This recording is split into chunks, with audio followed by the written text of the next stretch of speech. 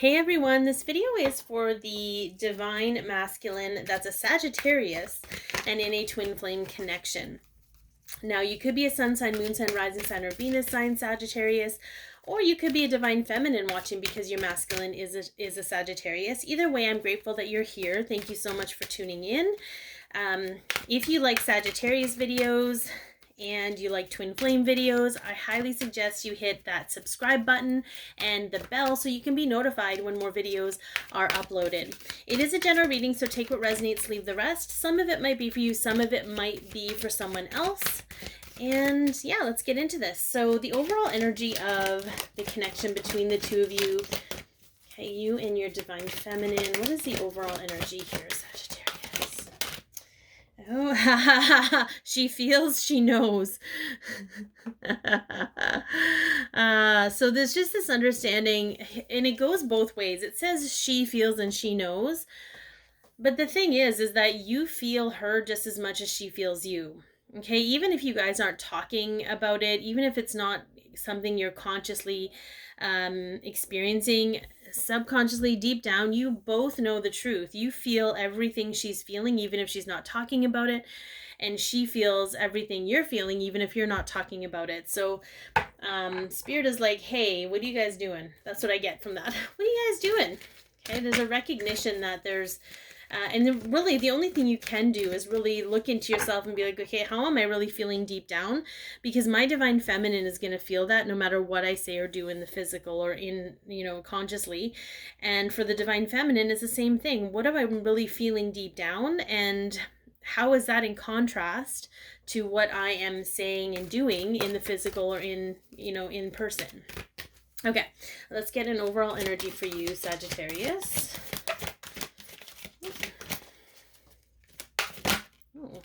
Okay, after the storm.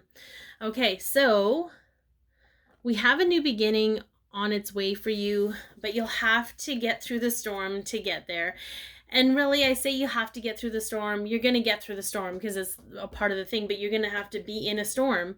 And maybe it's just part of the recognition that the storm that you're about to enter or that you're in the middle of, it's going to grant you innate wisdom and to know that you're going to be able to move through it. This too shall pass. This storm shall pass. Okay. All right. What is the overall energy of your divine feminine? Because I feel like she's going to feel it. Whoops. And the card just flew right over onto the floor. Look at that. Yeah. So we have Pandora's gift here and it's a 45. So there is some kind of effort being made to change and ending a cycle. So I love that there's like these symbols and stuff coming from this light in over the head, over.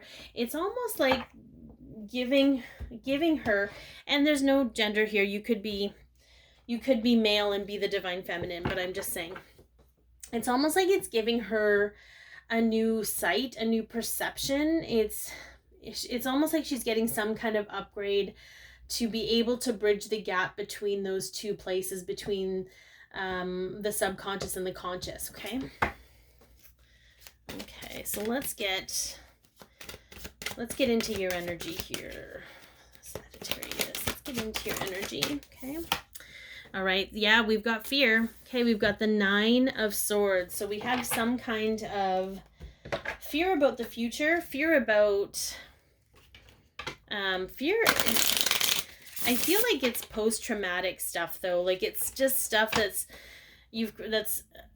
embedded in you that makes your reality distorted in the sense that you have to be, you don't want to be made fun of. Like I see people laughing. You don't want to be made fun of. You don't want to be a loser. Okay. But that's just old stuff that needs to be healed. It was stuff that you were taught about yourself that isn't true. Okay. All right, let's get some more energy at this point. Okay. Okay, so we have separation. Okay, sadness, missing, thinking about you, yearning, unsure of future. I think it's more, and then we have love, unconditional love, self-love, and then we have golden mirror, so self-absorbed, narcissist, one-sided love bombing. So this is not an easy thing to experience. what I'm getting from this, because, you know, I think deep down, you do want that unconditional love. You feel that unconditional love from your divine feminine, but there's so much going on because you're actually separated from yourself.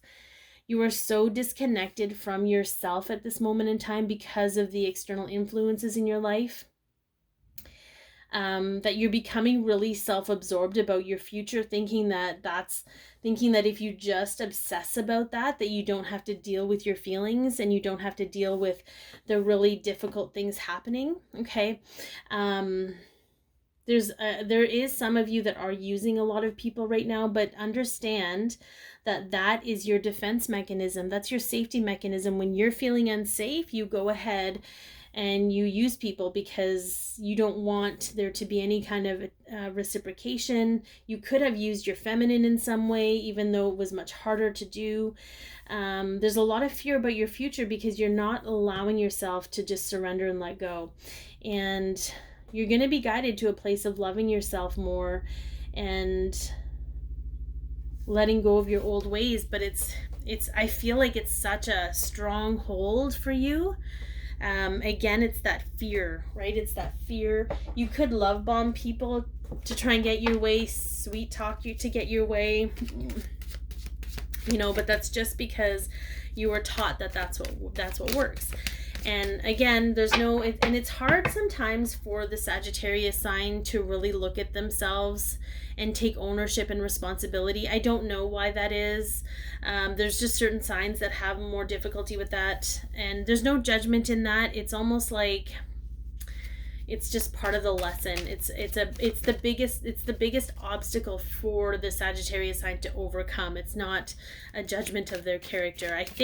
I really feel deep down you're an actually really good person. Like, you would do anything for anyone, but this state that you're in, this fear of the future, this unknownness is shifting who you really are. And how, you know, you end up behaving in a way that isn't really who you are. You end up doing whatever it is, when people are in fear and they're desperate, it's like that. But there's no need for you to be desperate. But I think it's just a matter of you understanding that the storm that you're in will come to an end and it will have some wisdom for you. Okay, let's take a look at your feminine's energy. We got the Knight of Wands, right? Wanting to really move forward, like really push forward, but fear of moving forward without you. So this is Sagittarius Scorpio energy. Okay, so they could have Sagittarius or Scorpio in their chart. We have the Two of Wands on the bottom, which means there's a difficulty. There's leaving their own comfort zone. But with this upgrade that they're getting, with this help that they're getting, they're going to realize that when they move forward, it actually helps you move out of this energy. It just opens things up from the inside out for you so that you can actually see what's happening and move out of that, so you can come out of the storm. But they have to ride out of the storm first. But it's hard when you feel this deep connection. It's hard to feel like you're leaving them behind. You don't want to leave them behind. And, you don't want to leave your divine counterpart behind. But I think for them, it's just understanding that, it's okay. You're not ever actually leaving them behind. You're actually helping them move forward. And that's being shown to them right now, okay? All right, let's get some more here. Oh, that was interesting. I feel like there one up or... Nope. Just seeing things. It's fine, guys. It's fine. Whoops. Yeah, right. Transcending obstacles. They're ready to move out of this gross energy. They're just done. They're ready to really move and uplift their life. And they're really being guided to find a way to do that for themselves first and not in someone else. Okay, it's not about going with somebody else. Kiss is unconditionally loving, giving and receiving affection, and falling in love. And what I get more from that is they're showing,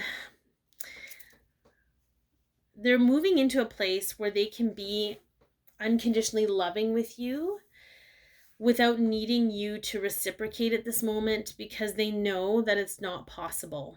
And it has nothing to do with them or how good they are, okay? It has everything to do with where you're at in your space.